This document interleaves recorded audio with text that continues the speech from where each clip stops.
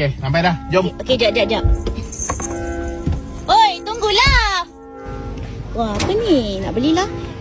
Tunggulah kejap. I baru tengok. You, I rasa I nak start swimming lah. Tak payah. Tak support I langsung. You nak pergi mana?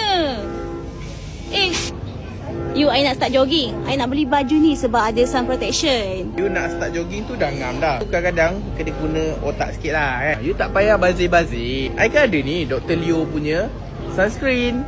Dia 50 SPF. Tak payah beli baju yang UV ni semua. Tengok I pakai. You, Ya. tengok I cantik tak? Okay lah. Tengoklah betul-betul. Main-main lah dia ni. Penat I siap. Tak tengok. Apa hal makin laju ni? You bag ni okey tak? Okay, ni okey ni. Okay, ada zip okey ni. Jom.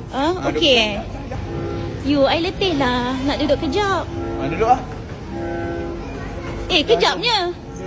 Jangan buang masa. Kita banyak benda lagi kita nak buat. Tu, you rasa baju oren ke putih yang cantik? You rasa mana lawa? I rasa putih. Putih beli lah putih. Macam tu pula. You, bedak I ni I rasa okey tau. You, tengoklah ni. Tengok bedak I, muka I. You ni? Dah lah. Apa ni? Nyampah tu. You rasa kan? Patut tak?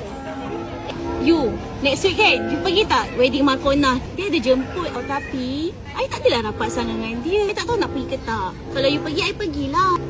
Ya. Ya apa?